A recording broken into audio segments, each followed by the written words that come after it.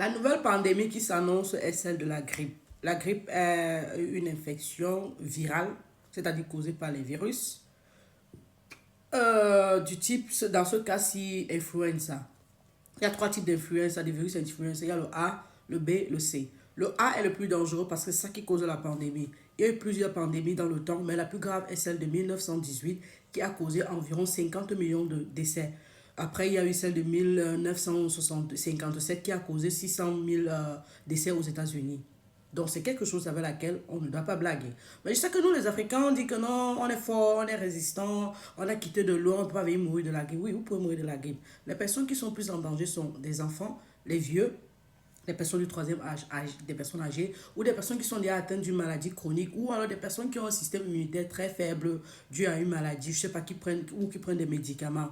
Naturellement, ici, si on dit les vieux, vous comprenez de quoi c'est les enfants, parce que, en tout cas, dans les trois classes dont j'ai cité, le problème est simplement que le système immunitaire n'est pas fort.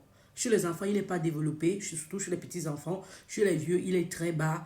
Et chez les personnes qui sont déjà malades, le système immunitaire est bas. Donc, ce qui fait que quand ces virus-là arrivent, ça fait des dégâts. Normalement, on devrait s'attendre à ces virus durant les périodes froides, comme en hiver en Europe, ou alors durant les saisons pluvieuses en Afrique. Mais malheureusement, il s'avère que ça arrive aussi durant la période, c'est surtout le type A dont je parlais. C'est ça qui est grave. Pourquoi je vous en parle aujourd'hui? Nous sommes le 7 janvier 2024 parce que ici en Irlande où je vis, on a lancé une nouvelle vague de masques, c'est-à-dire pas une nouvelle vague de masques, je vais dire quoi? L'hôpital où je travaille par exemple, on appelle ça le breakout.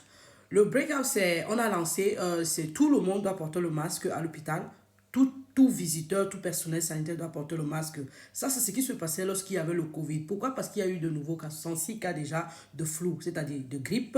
Et il s'avère que ce n'est pas seulement dans cet hôpital où je travaille, mais aussi dans un autre hôpital, il a été signalé des cas. Donc, pour la prévention, on porte les masques et naturellement, quand il y a des cas, par exemple, on les isole et on s'habille bien, on porte des gants. En anglais, on dit des gants pour se protéger. Donc, pourquoi je vous parle de ça? C'est parce qu'il faut s'y attendre. Et moi, je ne me soucie pas de vous qui me suivez au quotidien parce que je sais que vous buvez mon eau chaude à 50 degrés. Si vous buvez votre tasse d'eau chaude matin, midi, soir, comme je le dis, ou alors vous buvez vos 2,5 litres d'eau chaude, vous n'avez pas de problème. Pourquoi? Parce que je vous ai déjà expliqué dans une vidéo que les virus ne résistent pas à une température élevée. C'est-à-dire que si vous mettez trop de froid, oui, le système, parce que c'est quoi? La grippe, là, qu'est-ce que ça fait? Ça attaque le système respiratoire, c'est-à-dire du nez, en passant par la trachée jusqu'au poumon. Parce que oui, qu'est-ce que ça cause? Ça cause de l'inflammation des poumons. On parle ici là de la pneumonie, qui est une conséquence qui cause le décès. Dans les catégories que je vous ai citées, subissent trop cette conséquence et finissent par décéder. D'accord. Mais vous qui êtes bien portant, vous pouvez souffrir de ça pendant 6 à 7 jours avec la fatigue, les maux de tête, un tas de symptômes que vous n'expliquez pas, un peu comme le Covid, comme on expliquait à l'époque, et vous vous rendez compte à la fin que vous ne vous sentez pas bien. Et oui, si vous êtes fragile, ça peut vous tuer. Même si vous êtes jeune et vous n'avez aucune maladie prédominante ou existante. Donc, vous n'êtes même pas au courant. Parce qu'après, il faut voir si vous partez à l'hôpital pour savoir si vous avez une maladie qui traîne dans votre corps, en tout cas. Donc, pour conclure, soyez en alerte qu'il peut y avoir une deuxième vague de Covid. Pas Covid en tant que tel, mais de flou. Pardon, il y a des vaccinations par-ci, par-là. Après, vous allez dire, on n'est pas sûr que c'est la vaccination de la grippe ou quoi que ce soit.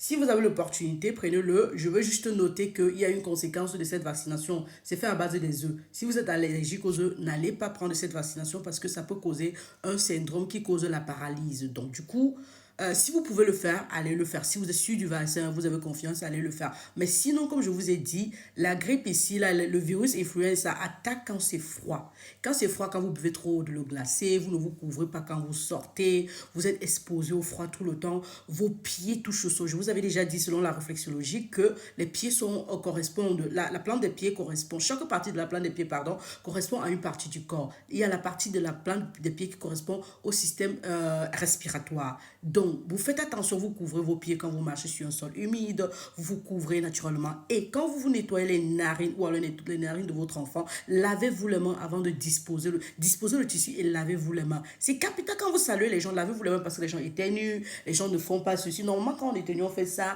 Donc, et puis, dans ce cas-ci, la transmission n'est pas vraiment comme peut-être le Covid ou en tout cas, si ça se développe, on va nous sortir des types de transmission, mais la transmission reste la même. Ces virus-là qui passent par les narines ou la bouche se transmettent de la même façon. Il faut se laver les mains, il faut se protéger, il faut se laver les mains, ça c'est capital.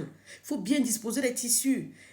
Vous mettez les masques, si possible, commencez à mettre les masques maintenant, pourquoi pas. En tout cas, mon autre est la 50 degrés. Je vais vous demander de faire une potion, vous le savez, parce que les potions aussi ont les effets secondaires. Je ne connais pas votre état de santé. Je peux vous demander de prendre quelque chose, vous prenez, vous mourrez, puis je porte ça sur ma conscience. Non, non, non, non. Mon autre est à 50 degrés, plus sûr. Cheers. La daronne de la santé 3.0.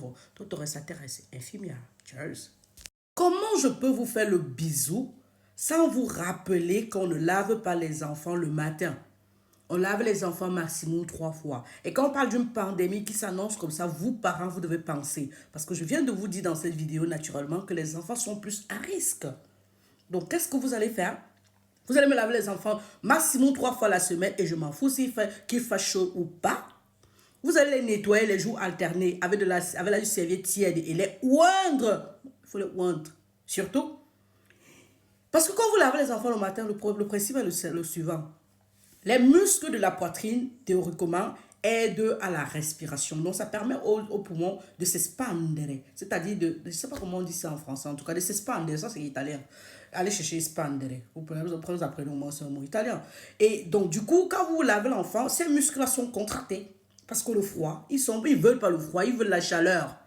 Dans la chaleur, ils sont relaxés parce qu'il y a une bonne circulation sanguine. Dans le froid, il y a la vasoconstriction, tout est serré, serré, serré, serré. Même les fois, même au niveau des pieds, vous ressentez ça. Donc, du coup, vous lavez l'enfant tout le temps le matin. Il finit par attraper, à choper ce virus de l'influenza du type A, et puis c'est parti. L'enfant va souffrir, l'enfant va parfois tousser, avoir la grippe qui ne finit pas. Je vous ai déjà dit ça, j'insiste dessus. J'insiste dessus. On ne lave pas l'enfant tous les jours. Laver l'enfant, je ne fais pas de votre enfant le plus propre. Au contraire, vous exposez votre enfant. Insultez-moi encore en commentaire, pardon. On est habitué. Tchuss.